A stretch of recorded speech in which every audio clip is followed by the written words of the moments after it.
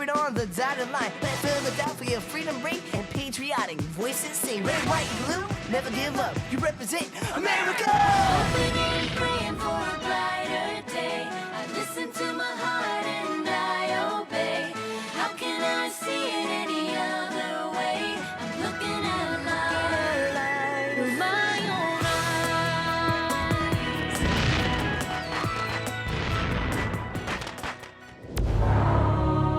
Today on Liberty's Kids. He called Dr. Franklin a fraud and a blowhard! Library, philosophy, college, almanacs, all very amusing. But my money's no longer worth anything. I'm tired of this war. And Ben Franklin, as much as any other man, started us on this road to ruin.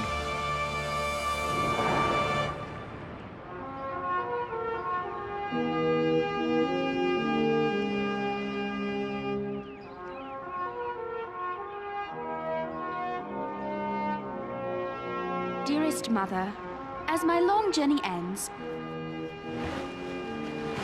and I approach Dr. Franklin's Philadelphia, I grow increasingly uneasy. Though I believe deeply that I am where I belong, the pain of so recently leaving both you and Father is, I must admit, difficult to bear.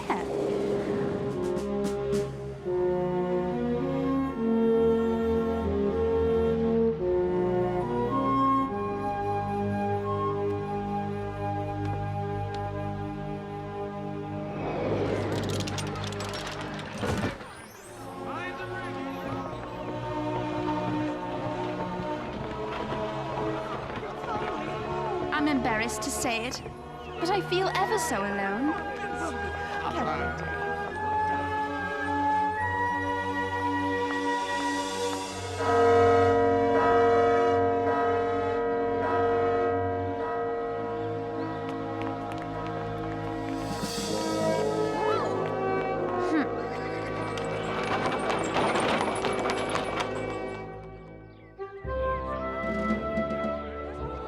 And what of my friends here? What will James, Moses, and Henri think of me now?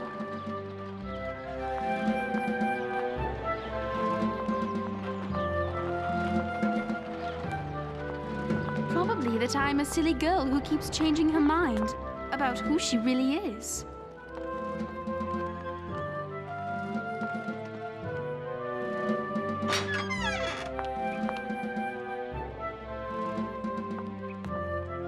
Moses?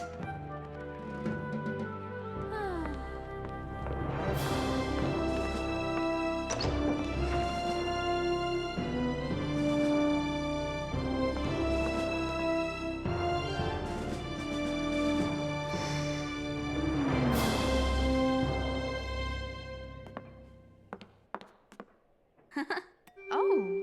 Slow down, James. Prices are still so high, Moses. I don't see how we can...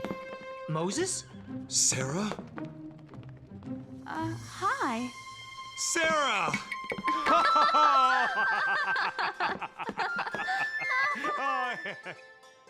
Sarah, what? Why? Because I finally realized something. I realized I am an American. Welcome home.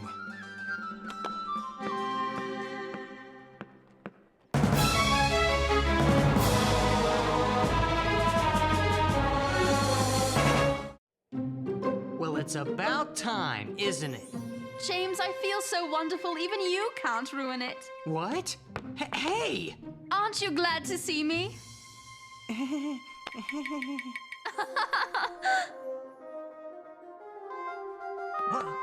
have so much to tell you about.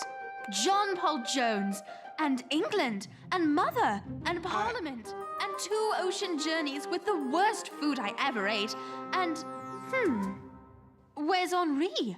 I thought that... That's it! Hey! Stop it! Ow! Take it back! Never! You are a liar! Am not! Stop it, both of you! Sarah? I'll show you! Do not!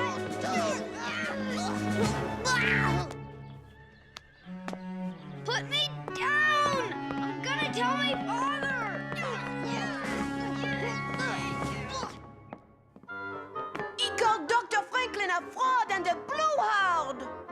way, he's just saying that to make you angry. I am not. Well, if he is, it's working. Ugh. Stop it! Now! Now, how did this start? When Charles said bad things about Dr. Franklin, I said, take it back or else. He wouldn't, so I taught him a lesson he'll never forget.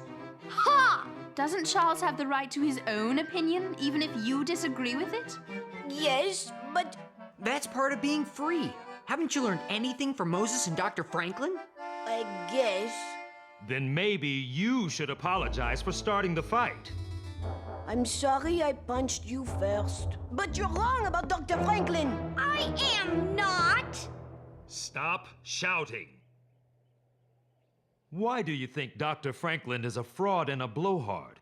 I don't know. My dad told me. I want to show you something. Look around, Charles. What do you see? Junk? See? In a way, he's right, Henri. It used to be junk. Until Dr. Franklin got his hands on it. Did you know Ben Franklin is an inventor? No. Moses, play for him. Play for me, please.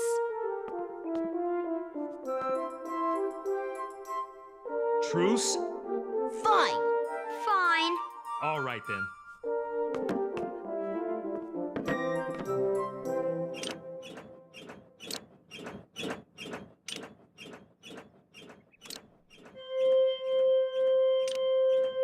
How do you do that?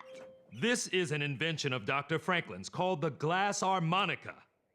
See how the different sized glass bowls turn together as I rotate the crank? And when I touch the edge of one of the bowls,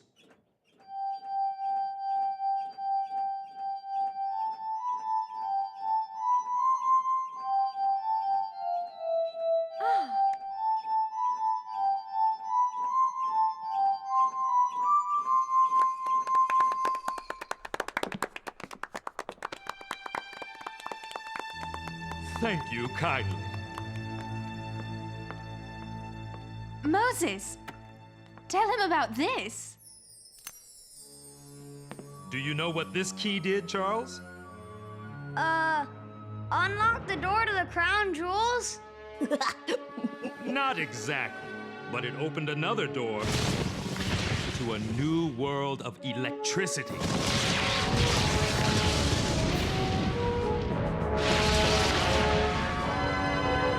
It was in 1752 when Dr. Franklin was 46 years old.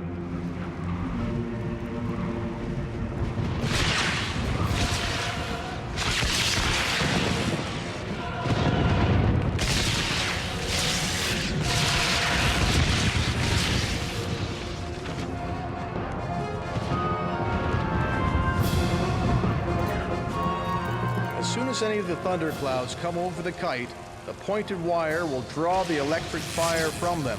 When the rain has wet the twine so that it can conduct the electric fire freely, you will find it stream out plentifully from the key on the approach of your knuckle. He caught sparks. So what? For one thing, in case you don't believe Dr. Franklin is a man of courage, the next man who tried the same experiment died. And what a discovery Dr. Franklin made! As we learn to control those sparks, we'll be able to use their energy. To power boats. Or drive carriages without horses. Or even help to cook, Charles. Dr. Franklin tried it once. Like many scientific experiments, it did not work out well. It was 2 days before Christmas.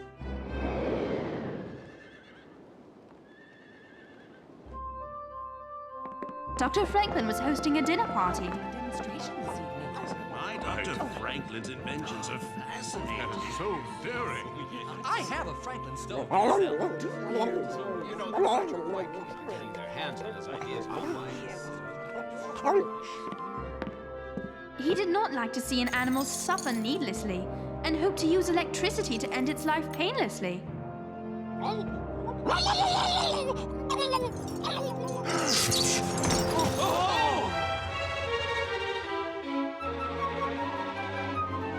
Dr. Franklin! Oh, my! Are you all right? Oh, yes, perfectly fine.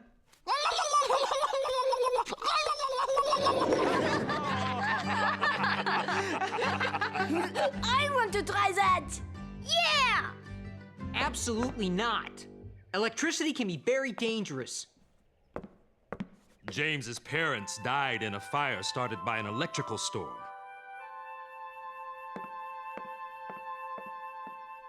To prevent fires started by lightning, Ben invented this. A lightning rod.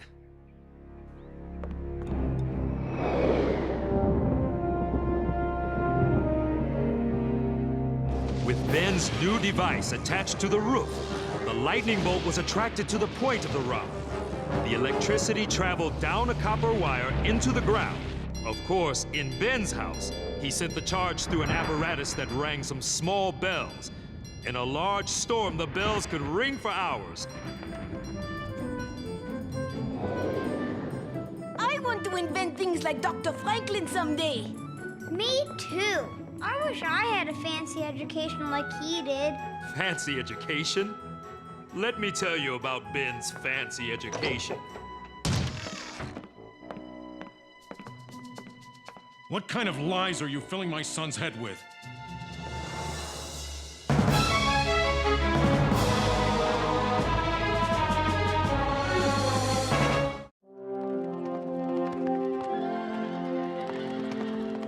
Come here, Charles.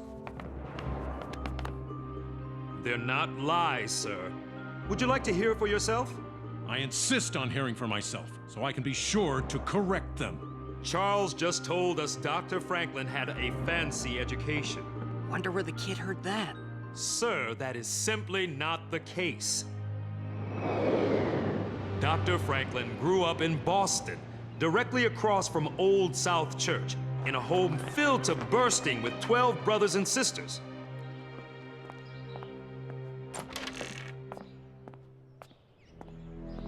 Ben was crushed to learn his family could no longer afford to send him to class. He was 9 years old. Like this, Father? His father put him to work in the family business, making candles.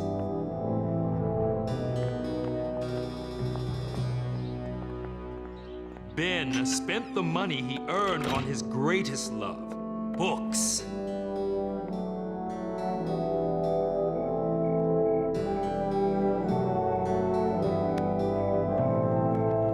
Ben Franklin had no fancy education, Charles. Ben Franklin taught himself. Does your family borrow books from the Library Company of Philadelphia, Charles? Of course. Ben Franklin founded it, along with the American Philosophical Society, the Union Fire Company, the College of Philadelphia, and the Pennsylvania Hospital. Charles, have you ever had the misfortune to be sick or injured? Never. The boy's strong, like his father. You're both lucky. And if you lived in the days before Dr. Franklin founded that hospital, being healthy would have made you even luckier. Many poor, ill, and insane people were reduced to wandering the streets of Philadelphia. It was a terrible situation.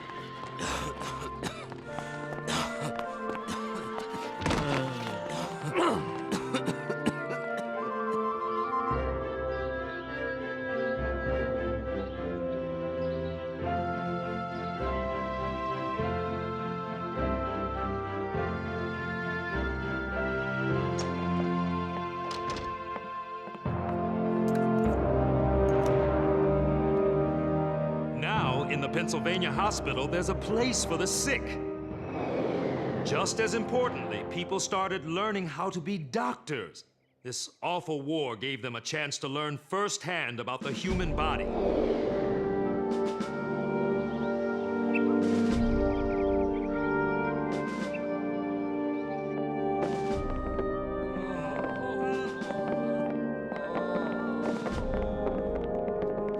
Seeking to ease the terrible suffering, they've taken to the battlefields. There, they've been confronted with every injury and sickness you could imagine, and then some.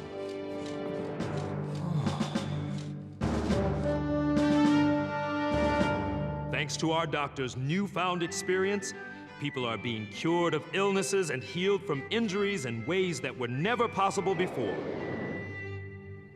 Mr. Montgomery, did you ever read Dr. Franklin's Poor Richard's Almanack?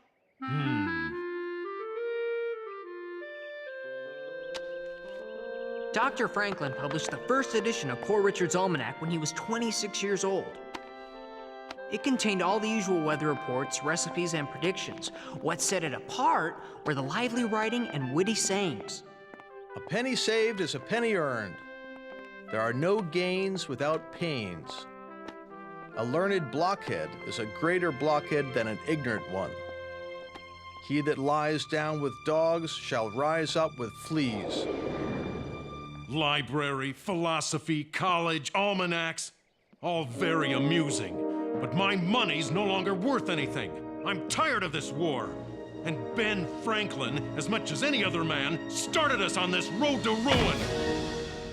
Mr. Montgomery, you have to understand where Dr. Franklin's deep commitment to freedom comes from. He wrote, in 1717, my brother James returned from England with a press and letters to set up his business in Boston. I signed indentures when I was but 12 years old to serve as an apprentice for the next 9 years of my life. Presenting this week's issue of the New England Current. Featuring the latest column by Mrs. Silence Dogood. Listen. I reflected in my mind on the extreme folly of those parents who, blind to their children's dullness and insensible of the solidity of their skulls, will needs send them to the Temple of Learning, by which she meant Harvard College. Isn't that hilarious? It's very funny, all right. I'd love to know who this sharp-tongued lady really is. James, I am Mrs. Silence Dogood. I've been writing that column and slipping it under the door in the middle of the night, watching everyone laugh at my words, but never being able to take credit for them. Do you know how that feels?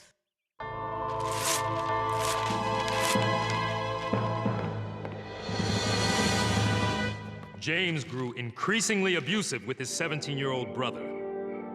Aren't you finished yet? I don't want to be here all night. I'm hurrying.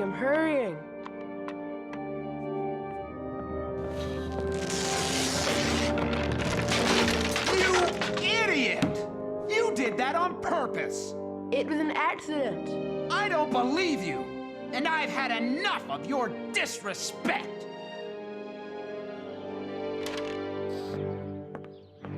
Dr. Franklin left soon after. He never forgot his brother's harsh and tyrannical treatment, Mr. Montgomery. That's where Dr. Franklin got that aversion to arbitrary power, which that has stuck to me through my whole life. It's also one of the reasons he's taken such a strong stand against slavery. Slavery is the economic foundation of our southern states, and many of us in the North have made our profits from slave labor too. With all respect, sir, whoever freed you made a mistake. That said, I admit you do make solid points about Benjamin Franklin. You are entitled to your opinion about slavery, sir, though by what you say, you would deny me mine. Where's Charles? Where's my son? And where's Henri?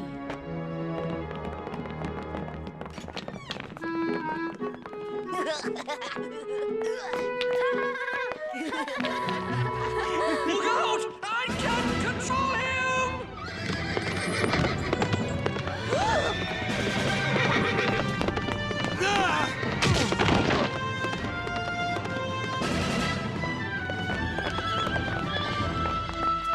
Henri! Sarah, I almost didn't get to hear you tell me about your trip.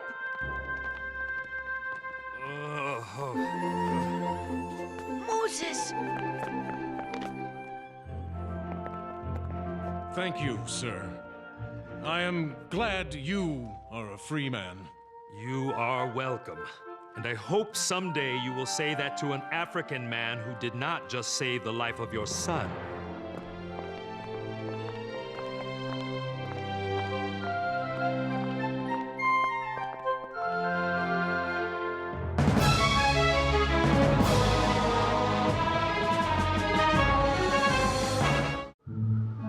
Dearest James, Sarah, and Henri, I know you wish you could see me, but as you can't, I will describe myself to you. Figure me in your mind as jolly as formerly, and as strong and hearty, only a few years older. Very plainly dressed, wearing my thin gray straight hair that peeps out from under my fine fur cap. Think how this must appear among the powdered heads of Paris. Still, they mob me.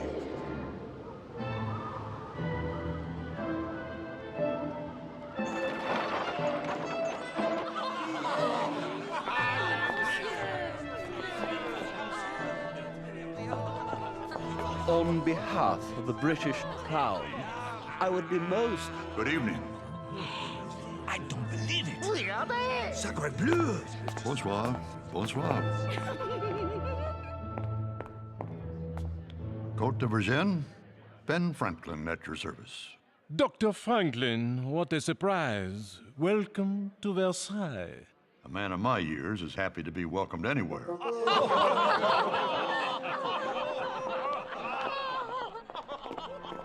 But I tell you this, there have been unknown people as great as any of the most famous.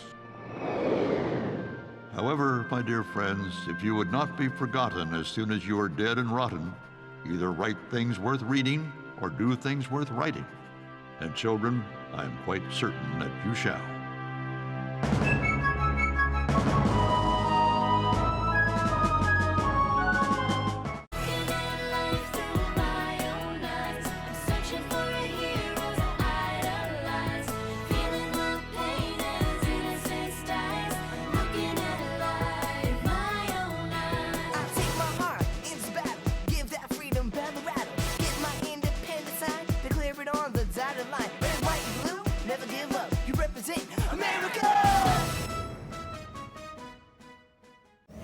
Cookie jar!